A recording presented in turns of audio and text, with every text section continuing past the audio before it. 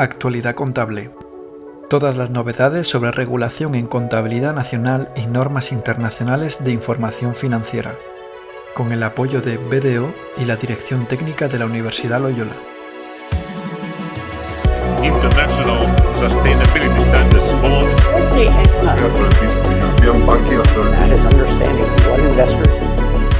Presenta Horacio Molina.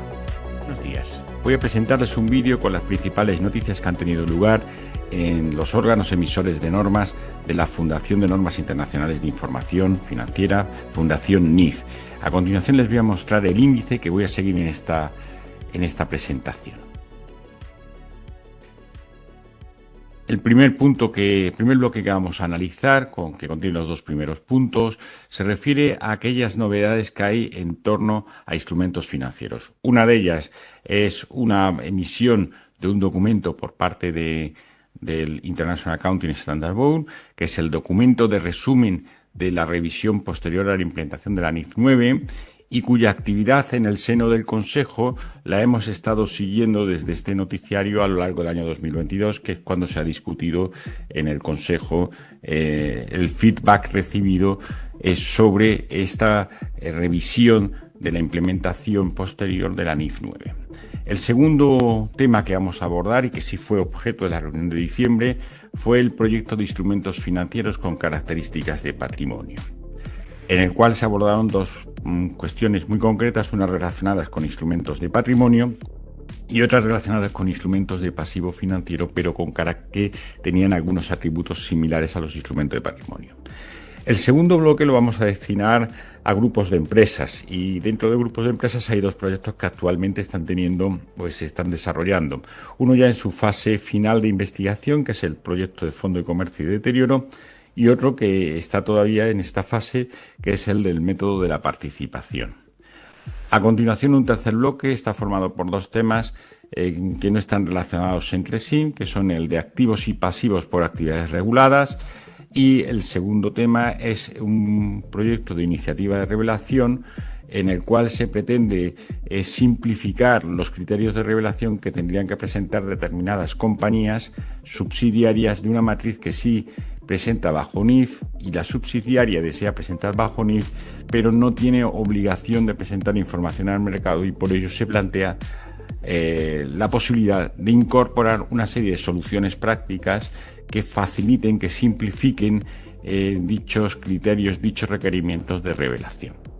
El cuarto bloque lo vamos a destinar a el tema que se trató sobre información financiera digital, que forma parte una de las prioridades o de los asuntos que se ha propuesto en la agenda para el periodo 22-26, el IASB, y en último lugar una cuestión de mantenimiento y aplicación consistente, que es cómo abordar el problema que pueden tener determinados grupos multinacionales cuando operan en jurisdicciones cuya moneda, cuya divisa, pues carece de convertibilidad a la moneda funcional. Adicionalmente a estos temas, que fueron el núcleo de la reunión del International Accounting Standards Board, voy a referir un pequeño comentario a los dos discursos que ha dictado en el mes de diciembre el presidente Andreas Barkov de este organismo, tanto en el EFRAG con motivo de su 20 aniversario como en Estados Unidos ante los miembros de la ICPA y del CIMA, y por último una breve referencia a los trabajos realizados por el International Sustainability Standards Board. Muy bien, empezando por el primero de los puntos. El IASB ha llegado a la conclusión que su norma sobre instrumentos financieros ha estado funcionando adecuadamente. Es decir, la principal afirmación que se extrae de este periodo de revisión tras la implementación de la NIF 9 es que esta norma ha funcionado correctamente. No por ello ha dejado de identificar algunos temas que es preciso revisitar de nuevo. Y por ello se han propuesto dos proyectos a abordar tan pronto como sea posible, y un tercer tema que se incorporará a la agenda de investigación. El primer proyecto urgente se refiere a las características de flujos de efectivo. La urgencia procede especialmente de aquellos instrumentos que incorporan cláusulas vinculadas al desempeño en materia medioambiental, social y de buen gobierno. Pero aprovechando este proyecto se abordará también el tratamiento de los instrumentos financieros que están vinculados contractualmente, por ejemplo, en las estructuras de Project Finance, así como las decisiones de baja de activos y pasivos financieros, tema que había surgido como consecuencia de una consulta sobre cómo abordar la baja de pasivos financieros ante transferencias de efectivo realizadas por medios electrónicos. El segundo proyecto con carácter urgente es uno referido a las revelaciones sobre el valor razonable y el cambio de este valor razonable en los instrumentos de patrimonio en los que la entidad haya optado de forma irrevocable por valorarlos a valor razonable y reconociendo las diferencias en ese cambio de valor razonable a otro resultado integral. Asimismo, el objeto de este proyecto es analizar el valor razonable de esa cartera y los cambios que se han producido en ese valor razonable. Por su parte, se añade un último proyecto a la agenda de investigación en el cual se pretende clarificar la aplicación del tipo de interés efectivo a la hora de calcular el coste amortizado y las modificaciones sobre activos financieros, que es un tema que ha generado polémica. El segundo tema relacionado con instrumentos financieros y que ya sí fue objeto de la reunión de diciembre es el de instrumentos financieros con características de patrimonio. En él se han analizado dos cuestiones. Una referida a si se deben presentar separadamente los resultados generados por los distintos tipos de patrimonio y la otra sobre cómo presentar los instrumentos de pasivo con características propias de instrumentos de patrimonio. Por ejemplo, que la retribución o la liquidación de estos instrumentos estuviese vinculada a los resultados o al valor razonable de los activos netos. En el caso de los resultados de instrumentos de patrimonio, el IASB remite al nuevo proyecto de presentación de estados financieros, también denominado estados financieros principales, que se centra en la cuenta de resultados. Mientras que en el segundo problema relacionado con los instrumentos de pasivo, el IASB propone no modificar la NIC 32 en cuanto a presentación de estos instrumentos en pasivo o patrimonio y que se revele el efecto en la cuenta de resultados que pudiera tener el cambio de valor por una medición de dichos pasivos financieros a valor razonable con diferencias en resultados. El segundo bloque estaba relacionado con grupos de empresas. Y en este segundo bloque, el primer proyecto que voy a abordar es el de Fondo de Comercio y Deterioro. En la reunión se ha decidido pasar este proyecto de la fase de investigación a la fase de emisión de normas. Esto es ya un hito importante. Y además se ha propuesto y se ha aprobado el cambio de denominación, porque la denominación anterior daba a entender que lo importante era revisar la medición posterior del Fondo de Comercio. Sin embargo, una vez se ha adoptado en noviembre la decisión preliminar de no modificar el tratamiento de la valoración posterior del Fondo de Comercio, es decir, no reintroducir, como se había planteado, la amortización del Fondo de Comercio, pues el proyecto realmente tiene su principal aportación en el paquete de revelaciones que se va a exigir en las combinaciones de negocio. La nueva denominación sería combinaciones de negocio, revelaciones, Fondo de Comercio y Deterioro. Para el desarrollo de este proyecto, el auxilio de los órganos consultivos que tienen carácter estable en la Fundación NIF, pues será suficiente y no se va a proponer la formación de un grupo consultivo específico, como sí ha podido suceder en otros proyectos donde era necesario un expertise muy específico y era interesante la formación de estos grupos que pudiesen retroalimentar la actividad del IASB. El IASB también ha decidido no modificar el tratamiento de los activos intangibles identificados en una combinación de negocios.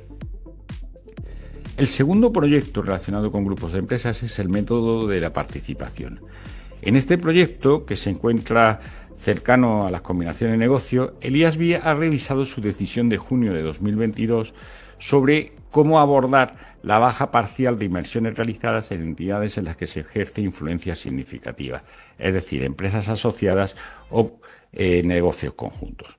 Y ha pasado de reconocer que la baja debería darse mediante el método de identificación específica o, en su defecto, en caso de no poder hacerse, por el método LIFO, a proponer que la baja se registre proporcionalmente al valor contable.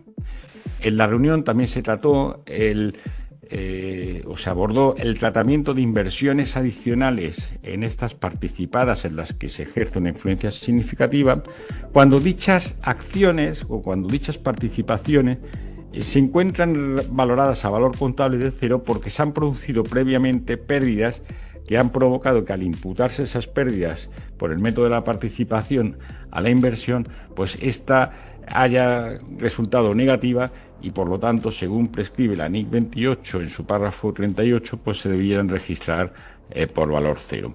Bien, la cuestión que se planteaba es si estas nuevas inversiones que se están realizando en una participada en la que se ejerce influencia significativa compensarían esas pérdidas que se han quedado pendientes de reconocer como menor valor del activo. La respuesta fue que no, que estas inversiones son independientes de la pérdida de valor que se hubiese producido anteriormente. El tercer bloque, que es un bloque misceláneo, contiene dos proyectos. El primero es activos y pasivos por actividades reguladas. Y aquí el IASB lo que ha hecho fundamentalmente es analizar los ajustes por inflación en esquemas regulatorios en los que la tarifa se determina como una tasa de rentabilidad sobre una base de capital regulatorio.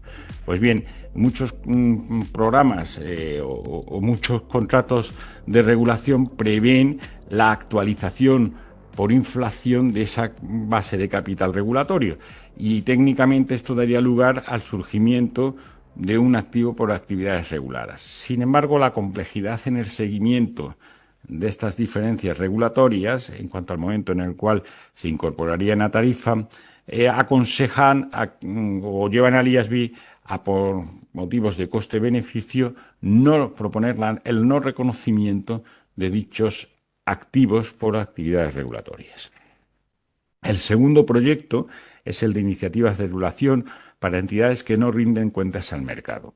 El proyecto de norma proponía que cuando la entidad a la que se aplicase esta norma pudiera evitar una norma, porque por el tipo de entidad que es decir, entidades que no rinden cuentas al mercado, quedasen excluidas del alcance de esa norma, por ejemplo, la NIC 33 de ganancias por acción y la NIF 8 de información financiera por segmentos. Si están excluidas del alcance de estas normas y la entidad desea aplicarlas, pues las debe aplicar sin ningún tipo de reducción de requerimientos, dado que la aplicación es con carácter voluntario. Por otro lado, existe alguna norma, como la NIF 17, que tiene un carácter sectorial muy específico. Es una norma que todavía no ha entrado, no se ha empezado a aplicar, y bueno, se planteaba si era posible también prever requerimientos reducidos de revelación para las normas, para las entidades que no tuviesen obligación de presentar información al mercado. En este caso, el IASB ha rechazado esta sugerencia, dado que estas entidades tienen carácter sectorial, las revelaciones son por su carácter sectorial y tampoco ha sido una norma que se haya evaluado su funcionamiento hasta el momento.